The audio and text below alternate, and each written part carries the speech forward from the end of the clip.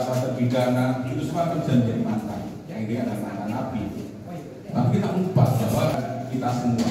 Nah itulah LPSK hadir. Kalau dari haji ke pengalaman sendiri. Oke, next kita lihat sedikit gambaran tentang LPSK.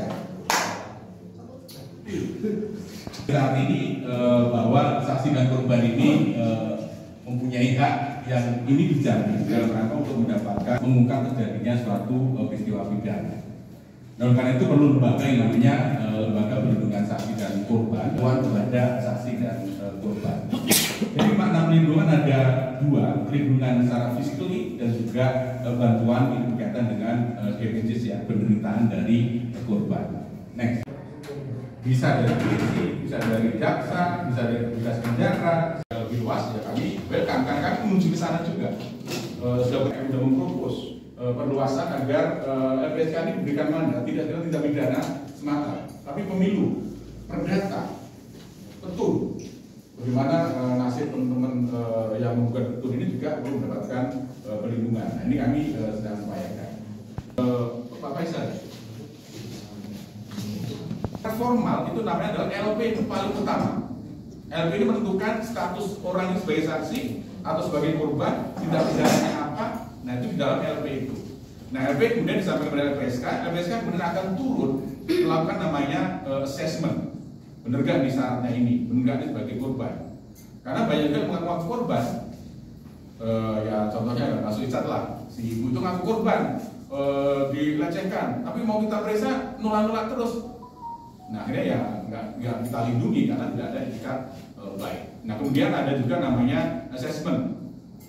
Assessment ini butuhnya apa? Perlindungan fisik kebahayaan seperti apa? Kemudian kita tawarkan mau di rumah aman atau mau kita siapkan pendidikan. Kemudian kita assessment lagi, ini sakitnya apa? Kami bawa dokter. Kami akan assess dokter ini untuk jangka panjang, ini perlu perawatan ABCD. Stres enggak? Kami bawa psikolog. Oh ini perlu konsultasi, konseling sekian kali berapa bulan. Nah, kemudian data ini dibawalah ke LPSK, diputuskan oleh pimpinan setiap hari Senin. Kami biasanya membahas. Oke, diterima perlindungan dalam bentuk perlindungan fisik, bantuan dalam bentuk medis, psikologis, bahkan nanti ada penggantian transport dan sebagainya. Itu disebutkan di situ. Jadi ini penentuan perlindungan ini bukan di LPSK, tetapi dasarnya adalah polisi. Apakah bisa hanya individu atau masyarakat? Karena case ini adalah seseorang yang menjadi saksi atau korban, kita biasanya adalah individu. Tetapi dalam kasus-kasus massal, pelanggaran HAM yang berat, tapi tetap kita layani, jumlahnya banyak, tapi yang kita layani adalah individu, case by case. Kayak kasus 65 ini ribuan yang kita tangani dari menyebar seluruh Indonesia, dan ini termasuk di wilayah Sulawesi Utara ini, kita lindungi case by case, tapi jumlahnya banyak. Nah, siapa korban itu tidak harus bersangkutan, tapi sampai keluarga, sampai 3 pas mendadak loh, pokoknya ya anak turunannya ada 3 lah. Ya mereka anak cucu, orang tua dan sebagainya. Itu yang kita lindungi, sehingga memang prinsip kita adalah perlindungan secara individu, tapi individu ini bisa mencakup berkaitan dengan keselamatan diri pribadi, anggota keluarga, bahkan termasuk harta bendanya. Nah, apakah novel justice? Ya kita juga punya ya, tapi pertimbangan kami yang utama adalah keselamatan korban. Nah, oleh karena itu, ketika ada kasus-kasus yang menjadi perhatian publik, kami tidak menunggu orang harus memohon dulu. Karena prinsipnya LPSK itu kan secara pasif. Orang harus meminta permohonan baru kami bisa action. Tetapi dalam kasus-kasus yang menjadi perhatian publik dan harus menyelamatkan korban, kami bisa namanya proaktif. Kami datang dulu langsung, tapi tetap kami menawarkan. Ini voluntarian ya, perlindungan voluntarian. Jadi nggak bisa dipaksa.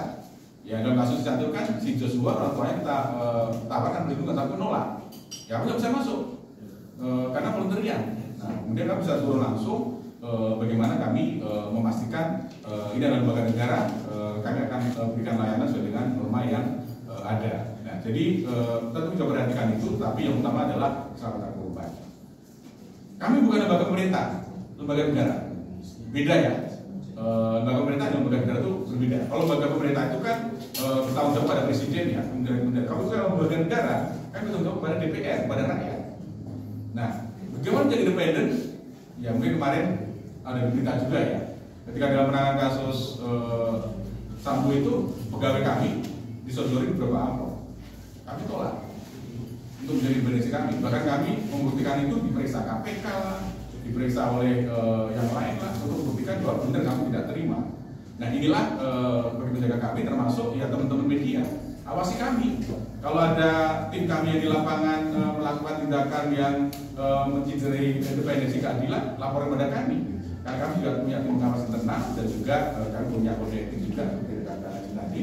Dan tentu kami akan menjaga marwah independensi ini supaya masyarakat membangun trust ini susah. Kalau sampai kami tercederai, itu akan hancur lah kepercayaan ini. Begitu? Sama asal ini. Baik, terima kasih. Saya